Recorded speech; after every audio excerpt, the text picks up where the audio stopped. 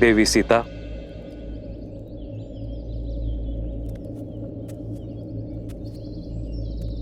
प्रणाम ऋषिवर। आयुष्मान भव। देवी, ये क्या? आपने तो इस स्थान की काया ही पलट दी। आपको कोटि कोटि आभार। मन की चिंता मिटाने के लिए तन को भक्ति में व्यस्त कर लिया। कैसी चिंता देवी? लवकुश की? उनकी सुरक्षा का वचन तो स्वयं तमसा माता ने दे दिया है, परंतु श्री राम, न जाने ऐसा क्यों लग रहा है मुझे ऋषिवर कि श्री राम विचलित है। देवी, आप दोनों दो शरीर एक प्राण हैं। एक दूसरे की मनोदशा बिना मिले, बिना देखे ही अनुभव कर लेते हैं। किंतु ध्यान रखिएगा, भोर खत्म होने से पहले रात्रि का अंधकार सबसे अधिक होता है। वैसे ही शुभ समय आने से पहले चिंताएं मन को घेर लेती हैं। और अब तो सभी चिंता के दूर होने का समय है। ये लीजिए ब्रह्मदेव का प्रसाद, इसे ग्रहण कीजिए।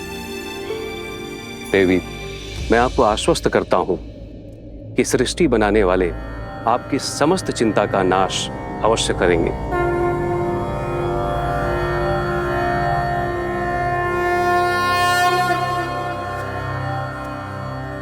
ओम ब्रह्मवे नमः। ओम ब्रह्मदेवाय नमः। देवाय नमः। ओम ब्रह्मदेवाय नमः। देवाय नमः। ओम ब्रह्मदेवाय नमः। सीते, राम,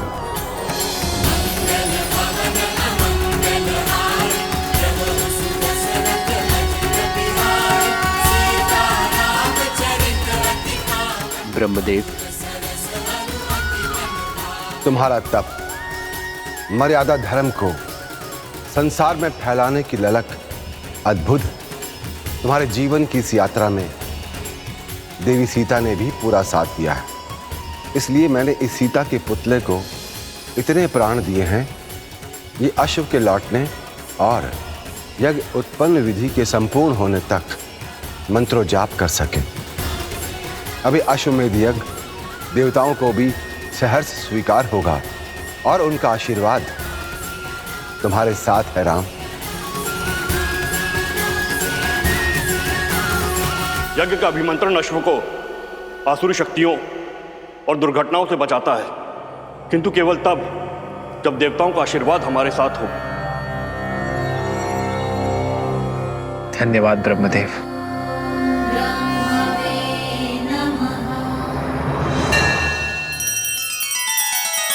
श्री रामचंद्र कृपालु भजु मन हरण भव भय दारुणम।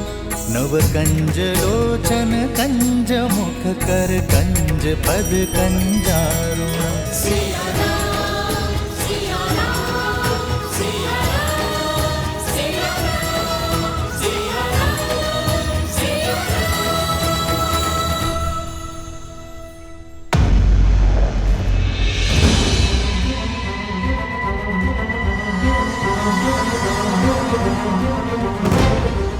राम की हार और तुम्हारे नाश का समय आ गया अश्व।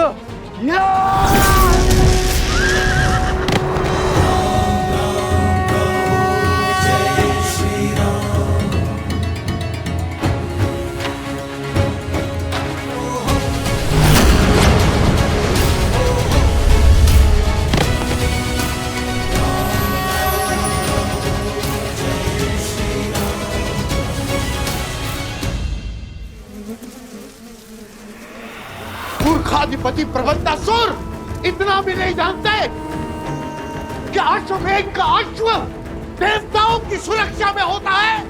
असुरों का संहार देवताओं और मनुष्यों के सामर्थ्य से नहीं, असुरों की मूर्खता से ही हो जाएगा।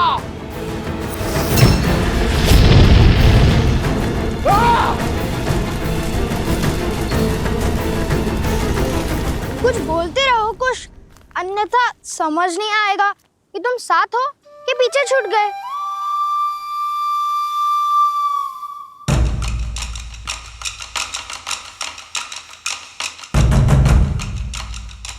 ऋषि कुमारों,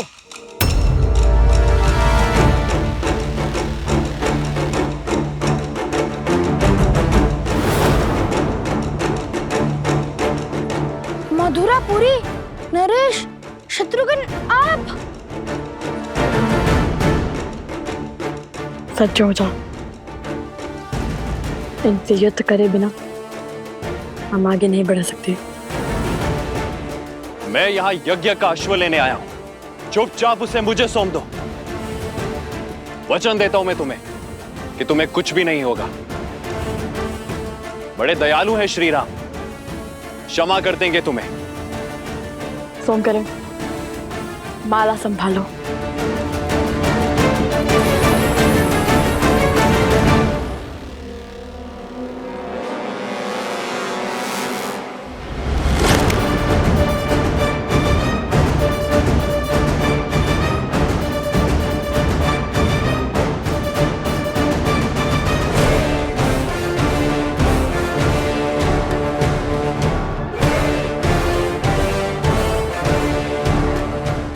तो जानते हैं ना वो कौन है?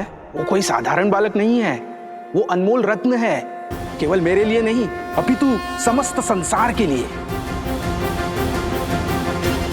आप दोनों जो कर रहे हैं वो अनुचित है। मेरी विनती सुनिए और समय रहते अपनी भूल सुधार लीजिए। यज्ञ के अश्व को रोकना पाप ही नहीं, अपराध भी है। हम बालक अवश्य हैं, किंतु अबोध नहीं। हम आपका बहुत सम्मान करते हैं राजानुज, किंतु अभी ये अश्व हमने पकड़ा है तो उपाय केवल एक ही है, युद्ध।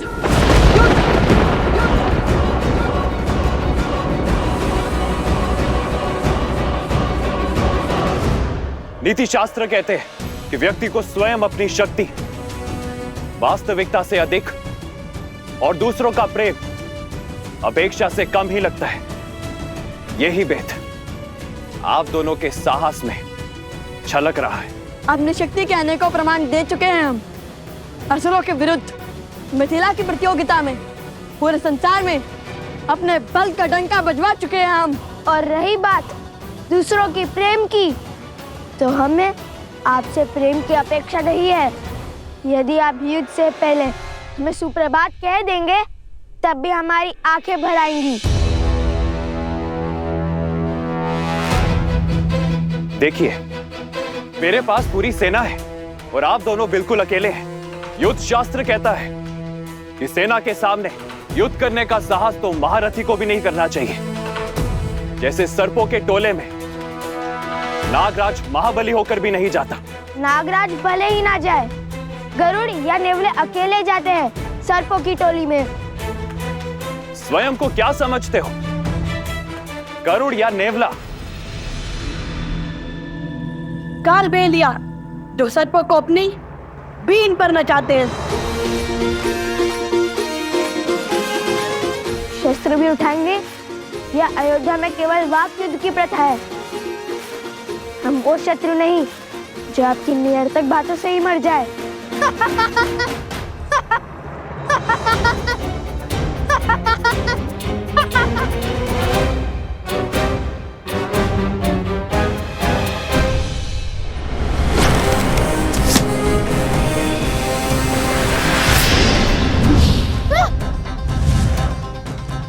आप दोनों शत्रु नहीं, अपराधी हैं। अयोध्या के अश्व का हरण कर पाप किया है आप दोनों ने।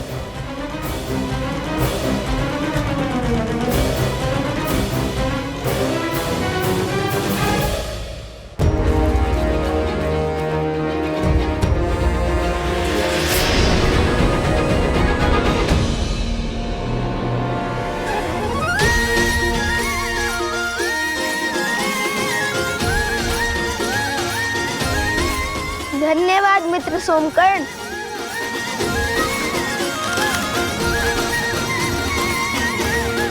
अश्व को रोकना अपराध नहीं, चुनौती है जो हमने स्वीकारी है।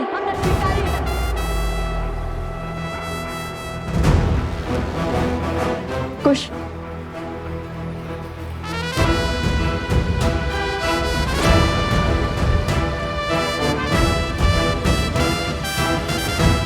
आपका शत्रु स्वयं चुनौती बन यहाँ वहाँ घूम रहा है। हमने आपकी चुनौती स्वीकार कर कोई पाप किया है? चुनौती राजाओं के लिए है, ऋषियों के लिए नहीं।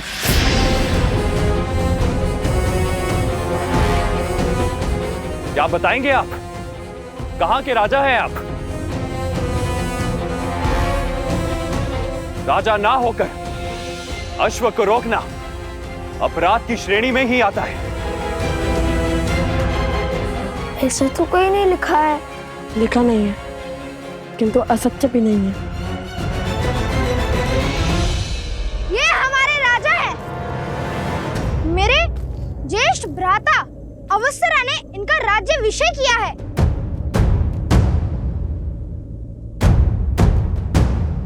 बताओ कहां के राजा हैं ये दोनों? कुछ अंतर पर एक गांव है जहाँ की प्रजा विचित्र रोग से ग्रसित है। उस गांव की प्रजा की रक्षा करने का संकल्प किया तो उसी क्षण मेरे भ्राताश्री ने लव भैया का राज्याभिषेक और कुश का युवराज पद पर अभिषेक कर दिया।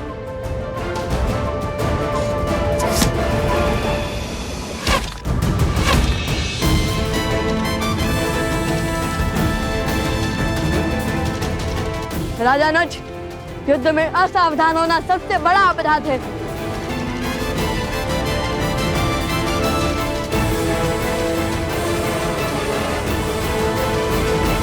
सैनिकों, महाराज ने किसी का भी रक्त बहाने से निषेध किया है। स्मरण रहे, इन ऋषि कुमारों को केवल हमें बंदी बनाना है।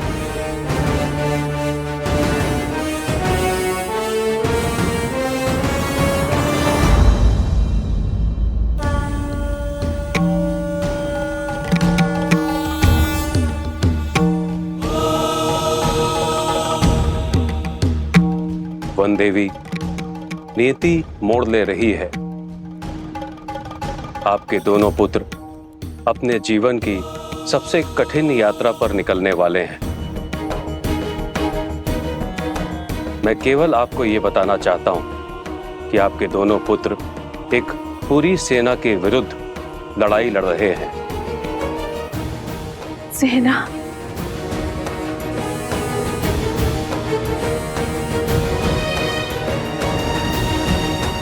हे महादेव,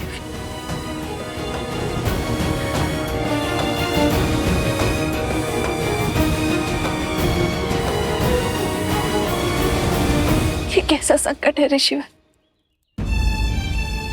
जिनके पिता अपने पुत्रों की रक्षा के लिए उपस्थित ना हो। अब उनकी रक्षा कौन करेगा? और वो माता कितनी दुर्भाग्यशाली है जो अपने पुत्रों की सहायता के लिए कुछ नहीं कर सकती।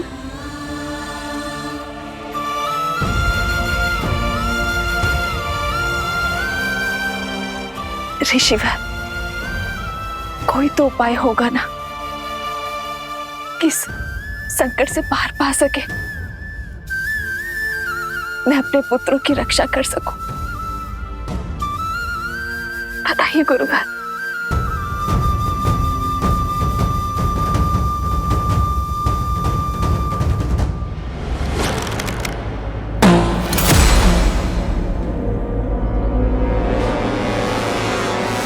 सावधान ऋषि कुमारों, ये मेरी अंतिम चेतावनी है। अब अस्त्र उठाने से पहले ना वाद होगा ना विचार।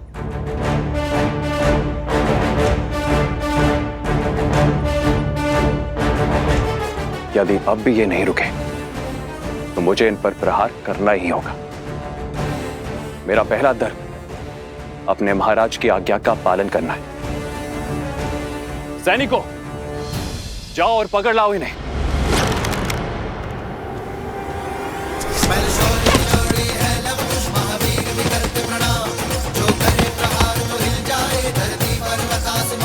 दिव्यास्त्र।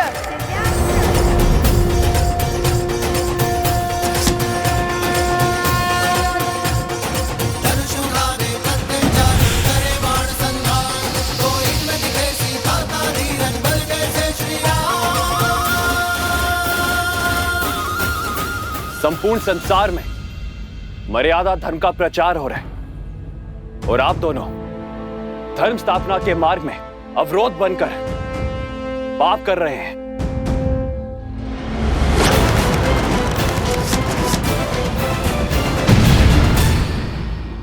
सुन रहे हैं भैया, राज अनिल शत्रुघ्न मर्यादा धर्म की बात कर रहे हैं। इस राज्य की प्रजा को स्त्री के सुखों का, सुरक्षा का, सौभाग्य का बलिदान मांगकर संतोष दिया जाता है। वहाँ कैसा राजधर्म?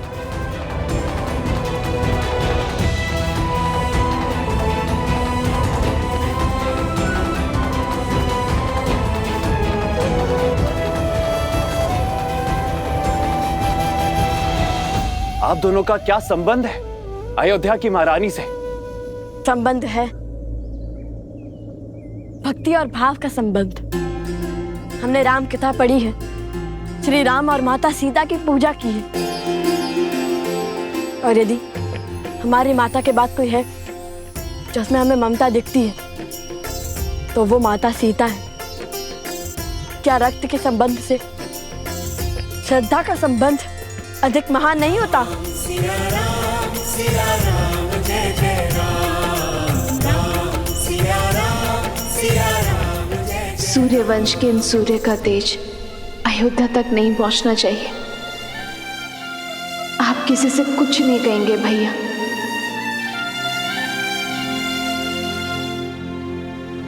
धन्य है आप अभी मां, श्री राम से दूर रहकर अपनी पहचान को गुप्त रखकर भी इन बालकों को श्री राम की परछाई बनाया आपने। स्पष्ट है ये दिव्य बालक और कोई नहीं, आपके और भैया के ही पुत्र हैं। वेदों में कुछ ऐसे मंत्रों का विवरण है जिनका पाठ करने से स्वयं देवताओं को रक्षा करने के लिए बुलाया जा सकता है। आप उनका पाठ आरंभ करें और मुझे पूर्ण विश्वास है कि देवता आपकी सहायता अवश्य करेंगे।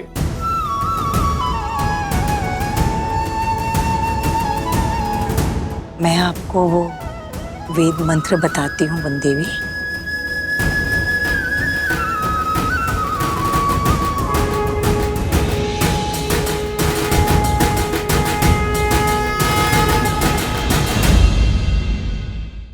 हे वरुण देव, आपकी शक्ति अपरंपार है। श्री राम के अयान का महत्वपूर्ण भाग रहे हैं आप, और आप मेरे पुत्रों को आपकी सहायता की आवश्यकता है।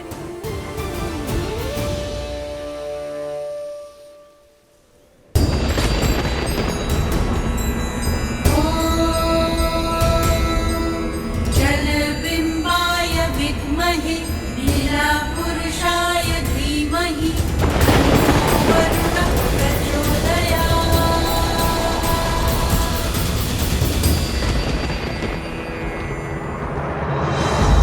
मुझे जाने की आज्ञा दीजिए भैया। हनुमान का कोई समाचार आया? पवन पुत्र हनुमान पधार रहे हैं। जय जय पवन पुत्र हनुमान। प्रणाम प्रभु। मैंने पूरे त्रिवेणी क्षेत्र को छान लिया है, किंतु प्रभु मुझे अश्व कहीं नहीं मिला।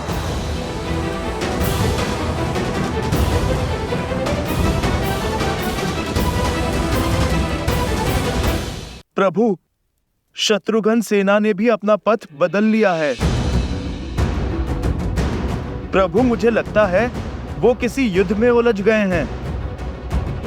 महाराज, हमें तुरंत सेना भेजनी चाहिए। भरत भैया, अभी पूरी सेना भेजने की आवश्यकता नहीं है। प्रभु, यदि आपकी आज्ञा हो तो मैं युद्ध में शत्रुघ्न भैया की सहायता के लिए जाऊं।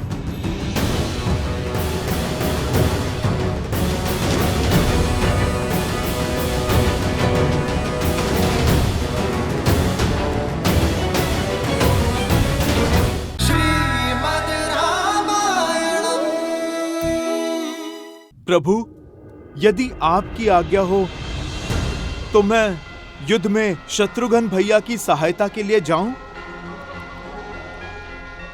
जाओ हनुमान, किंतु स्मरण रहे युद्ध में कोई अनावश्यक रक्तपात ना हो।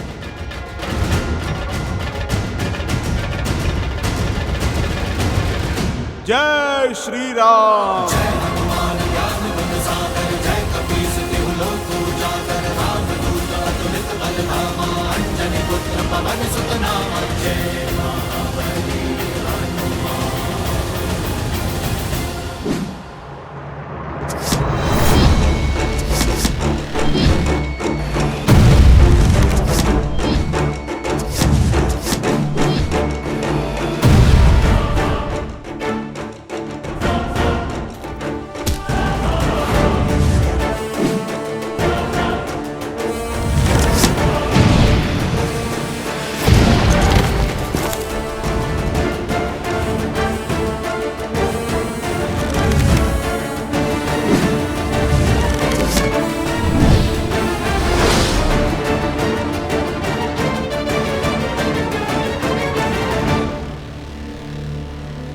मुझे इन्हें सम्मोहन अस्त्र से बेसुध करना होगा।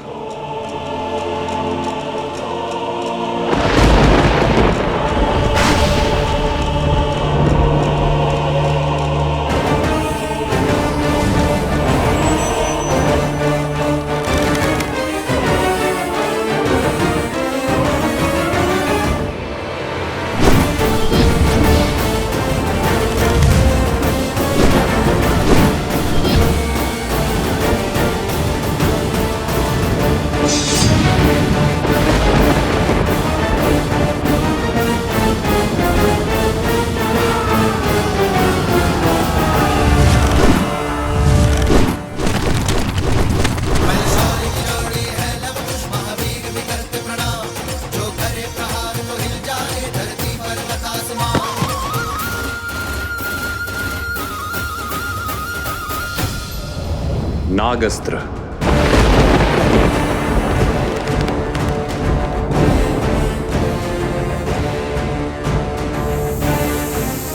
अपनी कुंडली में इन्हें बांध लीजिए नाग देवता, और कोई हानि नहीं पहुंचाए। सुनो, तुम इन सैनिकों को संभालो, मैं इस अस्त्र का उत्तर देता हूं।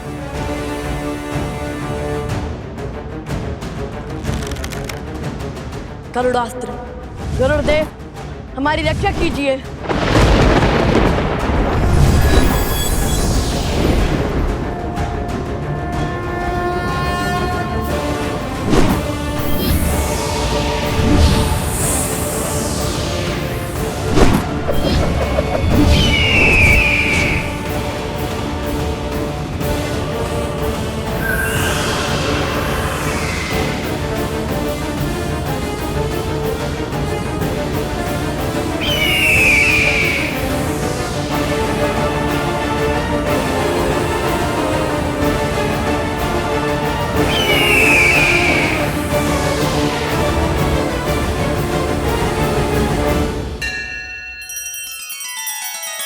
श्री रामचंद्र कृपालु भजुमन हरण भव भय दारुणम नव कंज लोचन कंज मुख कर कंज पद कंजारुणम। सिया राम, सिया राम, सिया राम, सिया राम, सिया राम, सिया राम। सैनिक, मेरे अस्त्र से बचकर तो दिखाओ।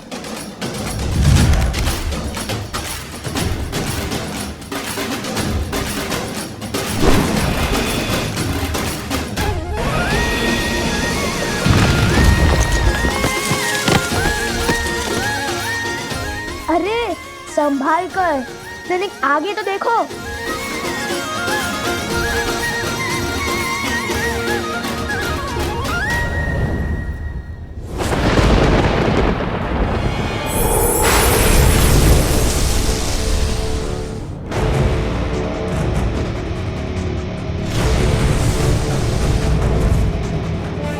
लगता है ये वरुणास्त्र चला रहे हैं। वरुण देव, अपनी कुंडली में इन बालकों को बांध लीजिए।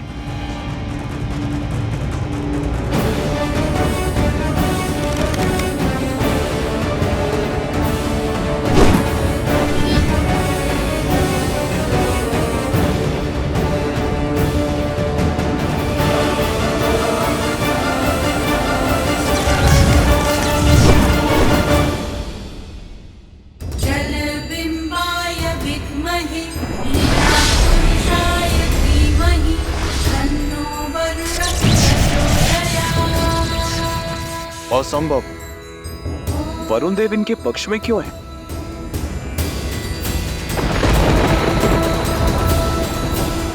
जलबिम्बाय विद्महे नीलपुरुषाय धीमहि तन्नो वरुणः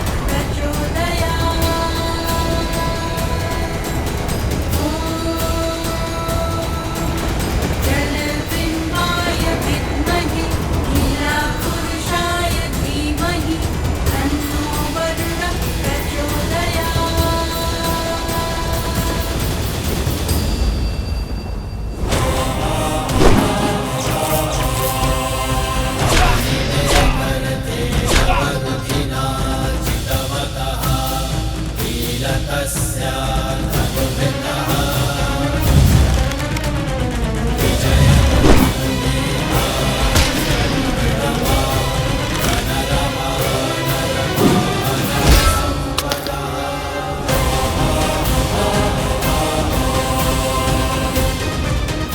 अब हम बताते हैं कि सम्मोहन अस्त्र का प्रयोग कैसे किया जाता है राजानुज शत्रुघ्न जी।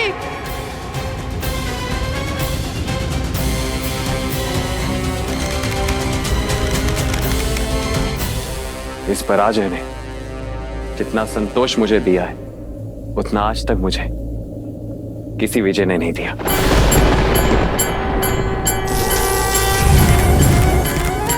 शीघ्र ही मेरी प्रसन्नता का कारण यह संसार जानेगा और मानेगा।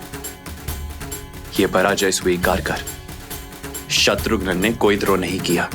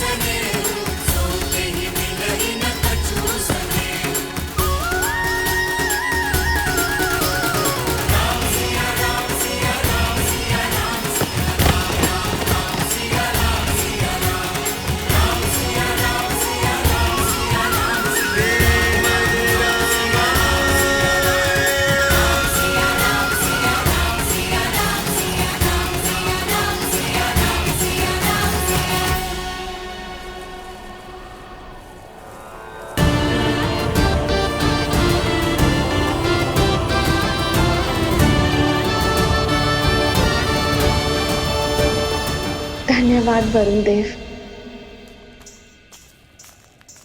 सोमकांत, तुम कहाँ हो? कहीं दिखाई ही नहीं दे रहे। मैं तो कब से आना चाहता हूँ, किंतु ये स्वर्ण कमल है ही इतना भारी कि मैं चल ही नहीं पा रहा।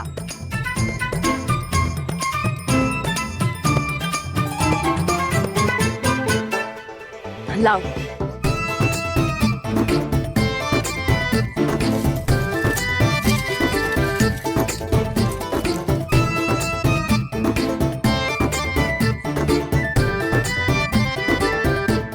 तुम कितने भोले हो सोमकर्ण। स्वयं अदृश्य होने के स्थान पर अश्व को अदृश्य कर दिया होता। किसी अदृश्य अश्व के पीछा कैसे किया जा सकता है? कुश, एक बांस या फिर एक गन्ना लाओ, उसे इसमें हम लटका देंगे, अन्यथा हम यूं ही अदृश्य होते रहेंगे।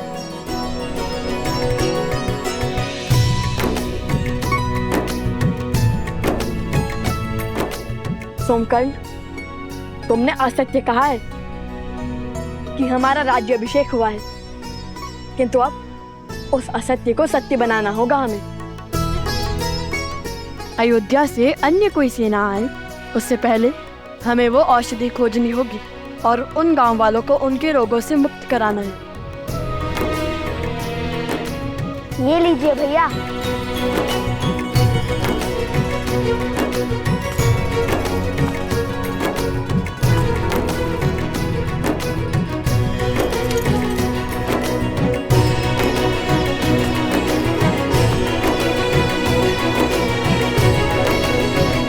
चलो उस पर्वत की ओर चलते हैं।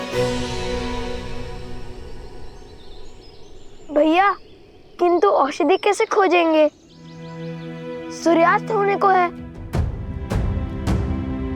शीघ्र ही घोर अंधकार छा जाएगा।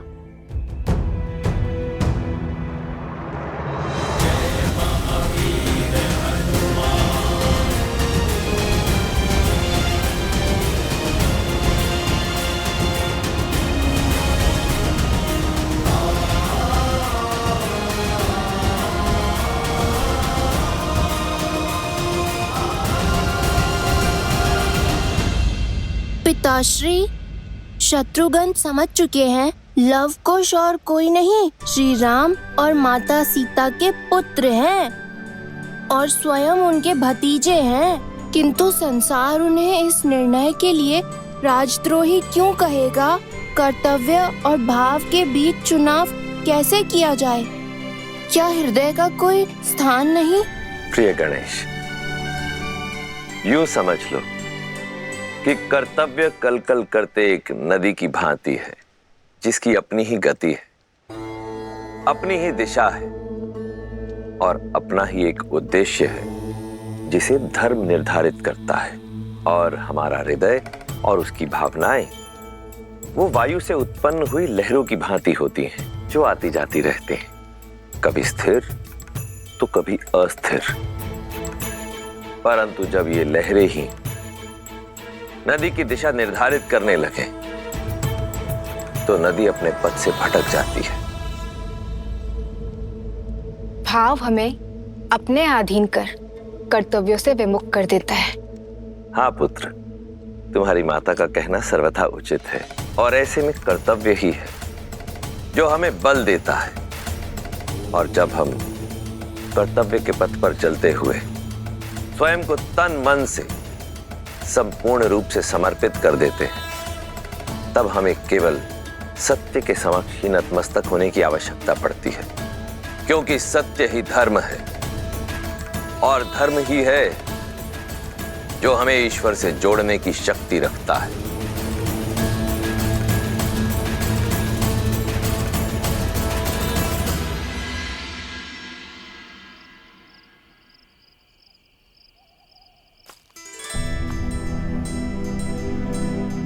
अब जब तक हम ना लौटे तुम यही रहना। हम एक और वचन निभा कर आते हैं। उन गांव वालों की रक्षा के लिए पर्वत से औषधि लाती है।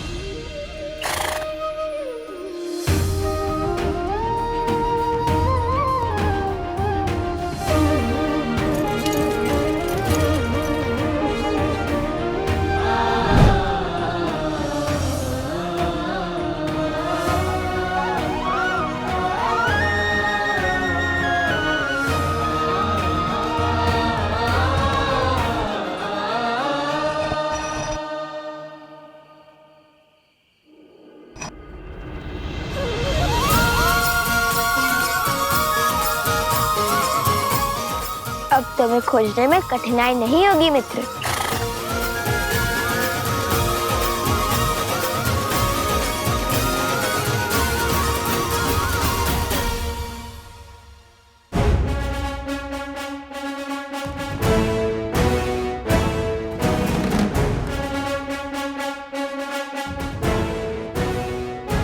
भैया, गांव की रक्षा के लिए हरित ऋषि पहुंच गए होंगे, हमारी प्रतीक्षा कर रहे होंगे।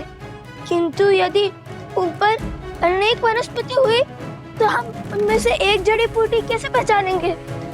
मैं भी तो वही सोच रहा हूँ। जब हनुमान जी संजीवनी लेने गए थे तो अब वैद्य सुषेण जी ने उन्हें क्या कहकर भेजा था? यही कि संजीवनी बूटी चमकती है। ये बूटी चमकती है जैसे अधर्म के अंधकार में धर्म का प्रकाश चमकता है।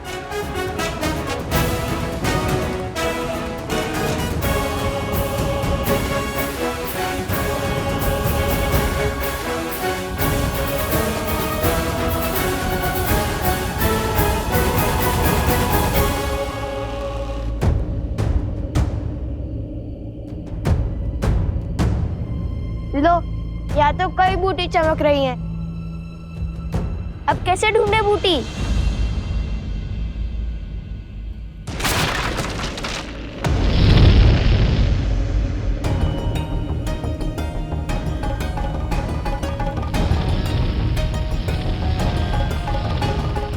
इससे पहले कि समय हाथ से फिसल जाए, मुझे स्वयं जाकर वो दुर्लभ जड़ी बूटी लानी होगी, क्योंकि लवकुश को आने में समय लग रहा है। उन्हें तो ज्ञात ही नहीं होगा कि वो बूटी कौन सी है। हम आपके साथ चलते हैं ऋषिहरित। आपको जाने की कोई आवश्यकता नहीं है ऋषिवर।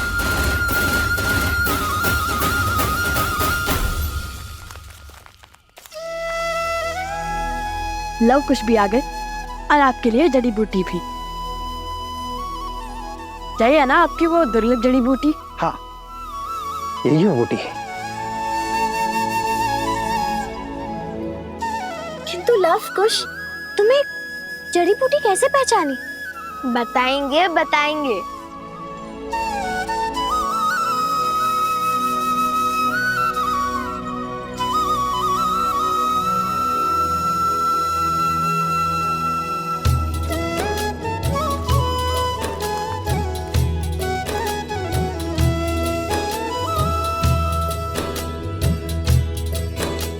सहस्त्राक्षम शतधार वृषिव पावनम कृतम तेना सहस्त्रधारेण पवमानः पुनातुमाम।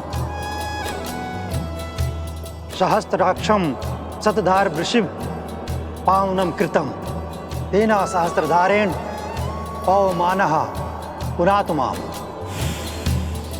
सहस्त्राक्षम शतधार वृषिव पावनम कृतम तेना सहस्त्रधारेण पवमानः पुनातुमाम।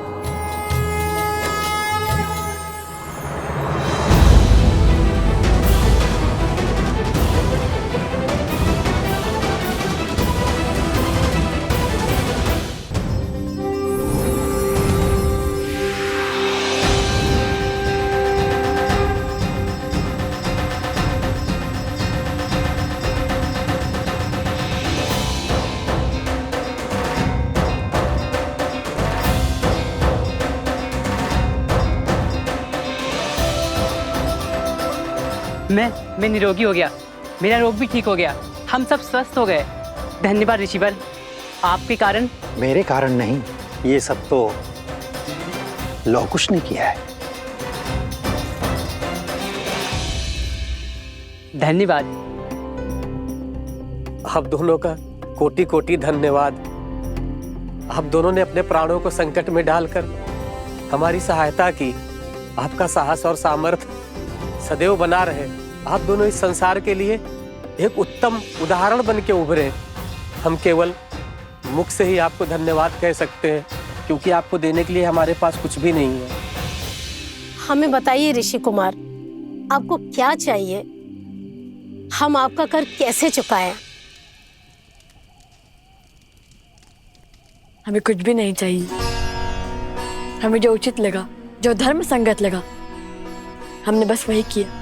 और मांगना क्या है वो भी हमें नहीं पता, इसलिए धन्यवाद ही बहुत है।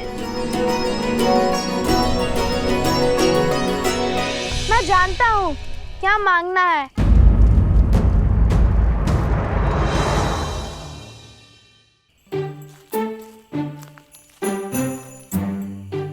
अभी कुछ समय पहले मैं एक मिथ्या कहकर आया हूँ, उसे सत्य करने का समय अब आ गया है।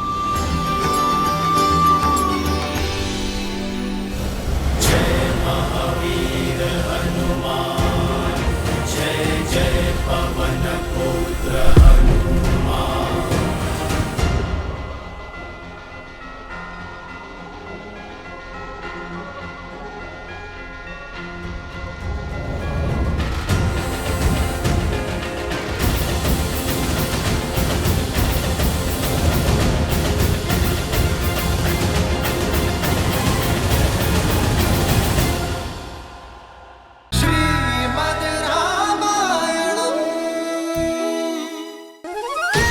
लपुस्की लपुस्की लपुस्की लपुस्की लपुस्की।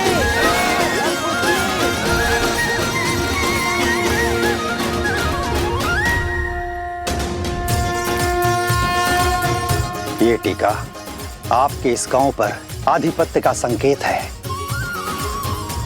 आज से आप दोनों इनके नायक, इनके राजा हुए।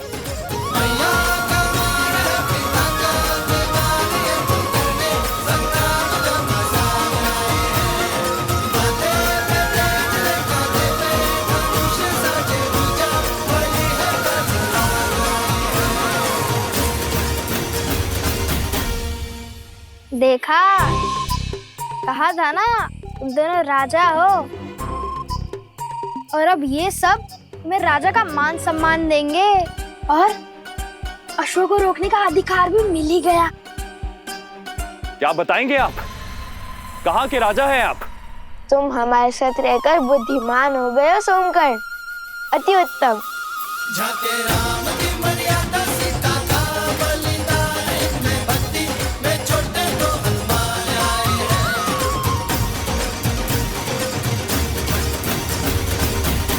ऋषिवर, क्या आप हमें माता सीता के बारे में जानकारी दे सकते हैं? उनकी कथा, उनकी गाथा क्यों संसार से छुपी है?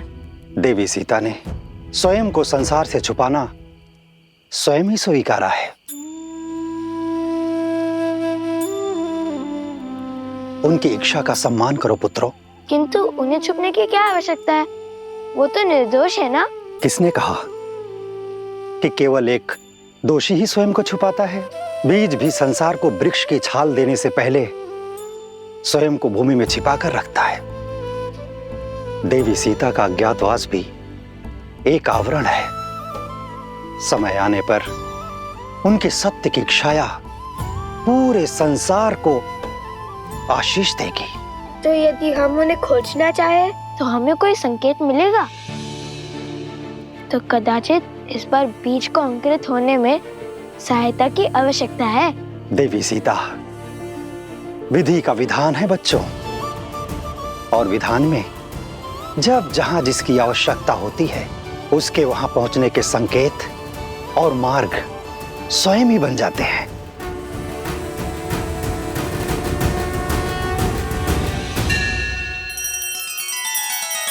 श्री रामचंद्र कृपालु भजु मन हरण भव भय दारुणम नव कंज लोचन कंज मुख कर कंज पद कंजारुणम। सिया राम, सिया राम, सिया राम, सिया राम, सिया राम, सिया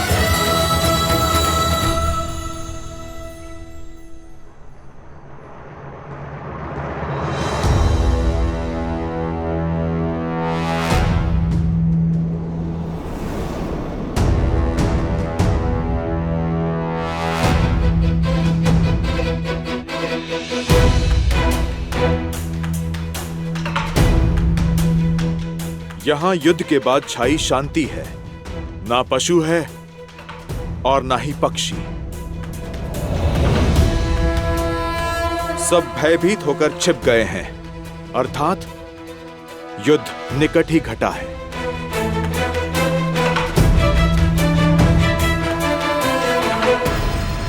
आप दोनों हमारे राजा हैं, इसलिए पहला भोग आप लगाएंगे।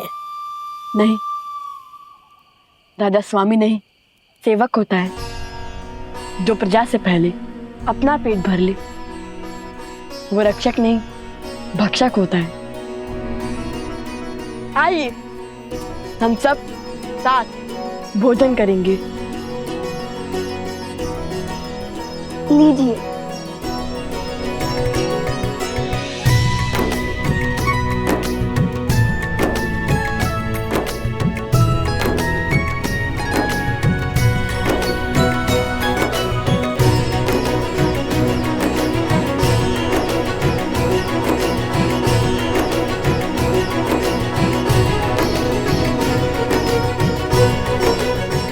आहा, आनंद आ गया। बड़ा परिश्रम किया है ना सुबह से। अच्छा आप बताओ, तुम दोनों ने उस बूटी को पहचाना कैसे? इतनी बूटियों के बीच में तुमने इस एक बूटी को कैसे खोजा? जब मन में धर्म की धुन लिए कोई सुकर्म करने निकलो तो स्वयं प्रकृति भी आपकी सहायता करती है।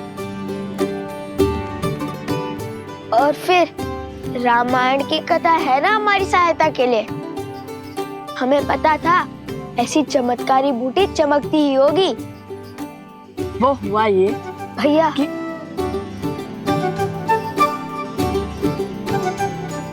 हाँ जानता हूँ कि अपनी वीरता की कथाएं सुनाने में तुम्हें अधिक आनंद आता है, किंतु हाँ स्मरण रहे सत्य में कल्पना की मिलावट नहीं होनी चाहिए। मैं तो सदा सत्य ही कहता हूँ। तो हुआ ये कि हमें ज्ञात था कि बूटी अवश्य चमकेगी, किंतु जब हम वहां पहुंचे तो देखा यहाँ तो हर वनस्पति चमक रही है। चलिए भैया नीचे चलते हैं। इतनी शीघ्र हार मान गए तुम? नहीं, मैं तो नीचे तल से हनुमान जी की भांति पर्वत उठाने की बात कर रहा हूँ। पर्वत उठाना इतना सरल लगता है तुम्हें? तब तो एक ही मार गए, इतना घोर युद्ध कर थक गए। अब एक एक बूटी खाकर ये पता करना होगा कौन सी काम करती है।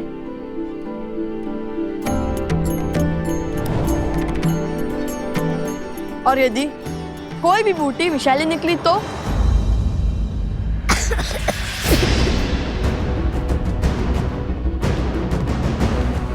कुछ तुम ठीक तो हो ना? कुछ उगलो से कुछ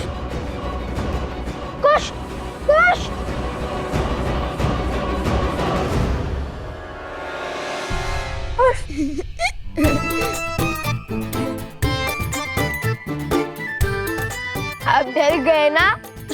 मुझे तो कुछ नहीं हुआ। कभी तो गंभीर हो जाया करो कुश।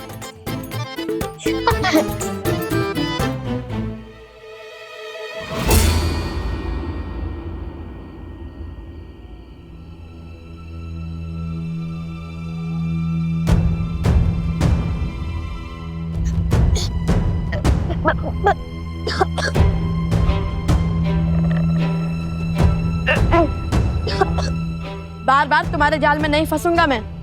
अभिनय का कोई लाभ नहीं है।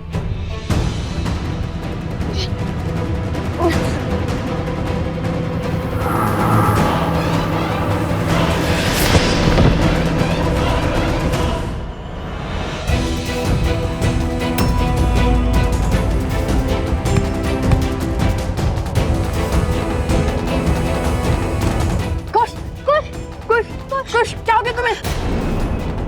ये बूटी तो सदी में विषैली निकली। कुश उठो। कुश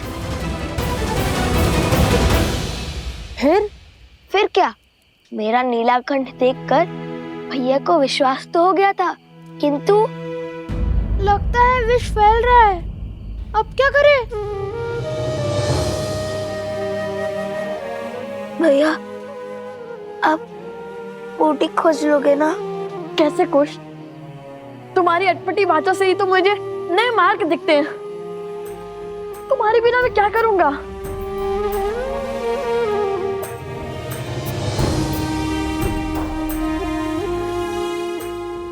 ये बूटी विषैली है, ये तो पता चल गया ना। किंतु इनमें से वो बूटी कौन सी होगी जो आत्मा के मैल को मिटा सके? मैं तुम्हें कुछ नहीं होने दूंगा। मैं बूटी अवश्य खोजूंगा। सोम, तुम कुछ के साथ रहो, मैं बूटी लेकर आता हूँ।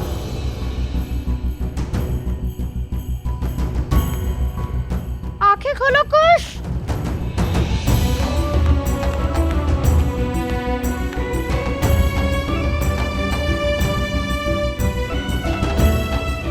मलिनता को कौन मिटा सकता है? ऐसी क्या पवित्रता हो सकती है? अग्नि? नहीं, गंगा, किंतु वो तो यहाँ से कोसों दूर है। हे प्रभु, सहायता कीजिए हमारी।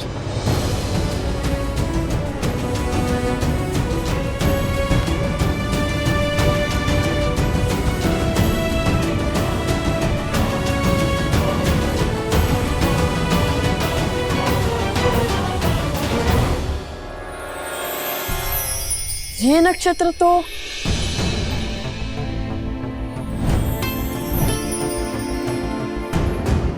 पुष्य नक्षत्र है, पवित्रता का चिन्ह। और पुष्य नक्षत्र के स्वामी तो स्वयं बृहस्पति देव हैं। हे बृहस्पति देव, सहायता कीजिए हमारी।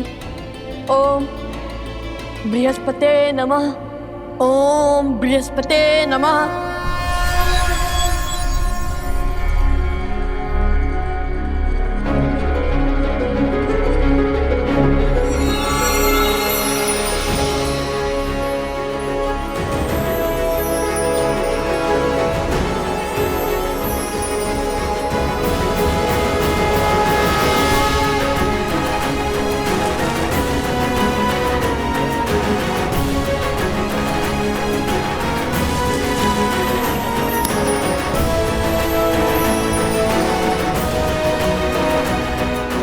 ओम बृहस्पते नमः।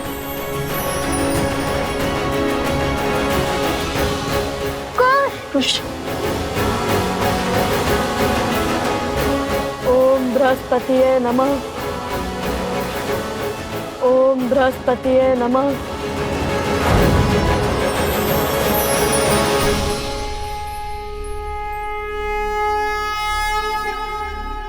कुश, तुम ठीक तो हो ना? भैया,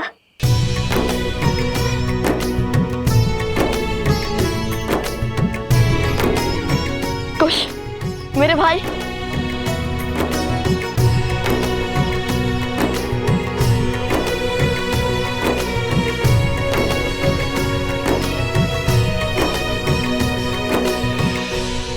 प्रकार भैया ने अपने ज्ञान से मेरी उद्दंडता के कारण आई समस्या का अंत किया। किंतु सदैव की भांति कुश की उद्दंडता के कारण ही हमें इतनी शीघ्र इस विपदा का हल मिल गया। अवश्य, हनुमान जी से कम नहीं हो तुम दोनों भाई।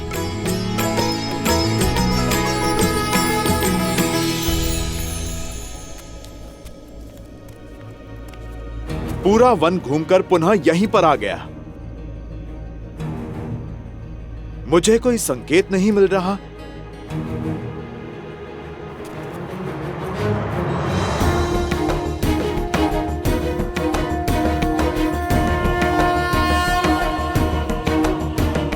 यहां पर स्वास्तिक किसने बनाया?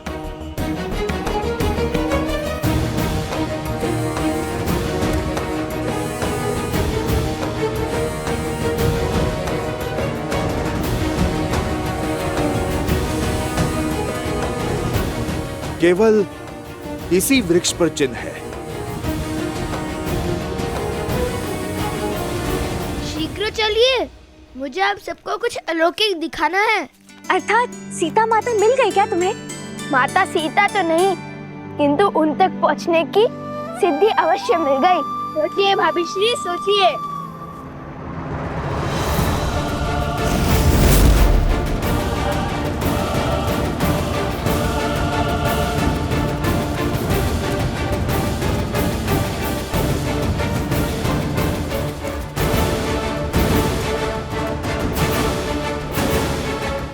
अरे अब शीघ्र चलो, हमें उस वृक्ष तक पहुंचना होगा, अन्यथा तुम्हारी सिद्धि कोई और ले जाएगा।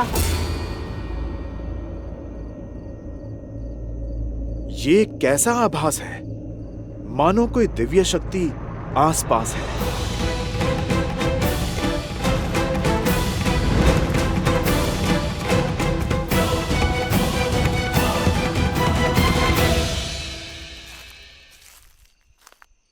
हनुमान जी!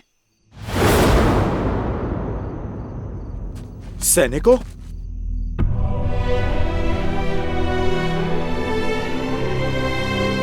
ये किसने किया?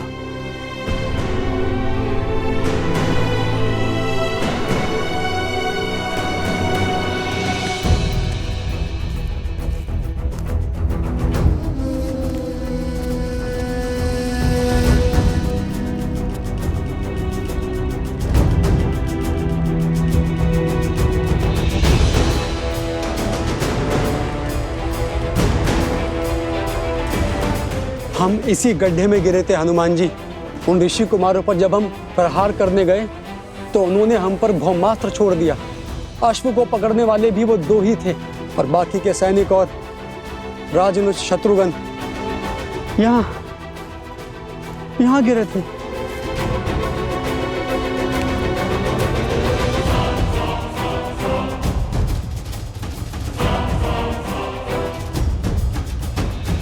हम उन्हें बचा नहीं पाए। मैं गड्ढे में ही रह गया। उनके समक्ष लड़ने का साहस नहीं जुटा पाया।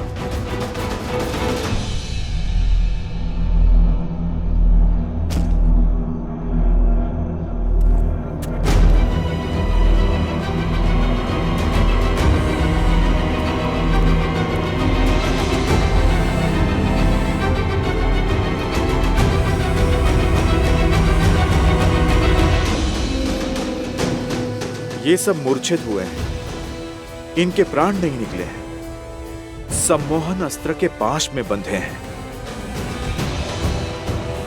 जो केवल देवताओं से ही मिल सकता है।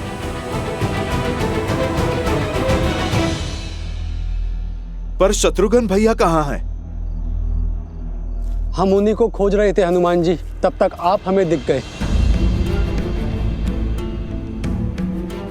लगता है इन बालकों के पास दैवीय शक्तियां हैं।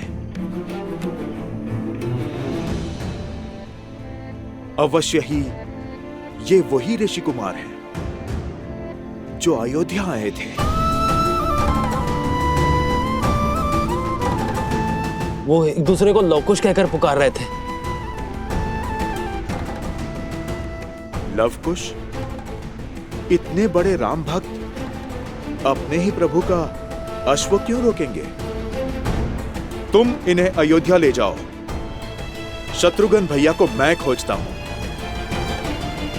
महाराज को सारी सूचना विस्तार से देना।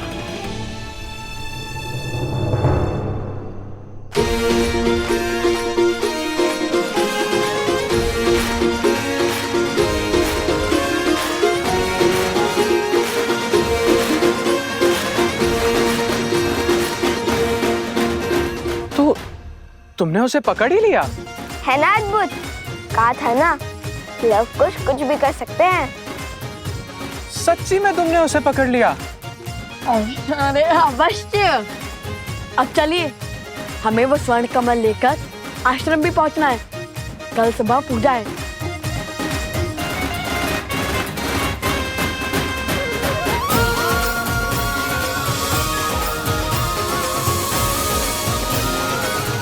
प्रभु, अद्भुत शक्ति के साथ लड़ रहे थे वो दोनों ऋषि कुमार। दिव्य अस्त्र थे उनके पास और एक दूसरे को वो लवकुश कहकर पुकार रहे थे।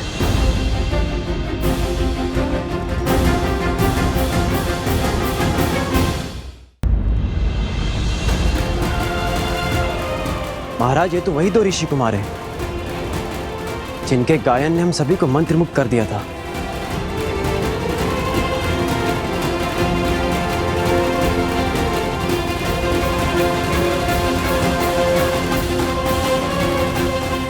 उनकी गायन की भांति उनका युद्ध कौशल भी बहुत अद्भुत था। जैसे युद्ध नहीं कोई खेल हो और चिंता का तो कोई भाव ही नहीं था उनमें। अक्षम्य है ये, हमारे वीर योद्धाओं का अपमान है। 2 बालक जो युद्ध को मनोरंजन समझते हैं, हमारी सेना को परास्त करके चले गए।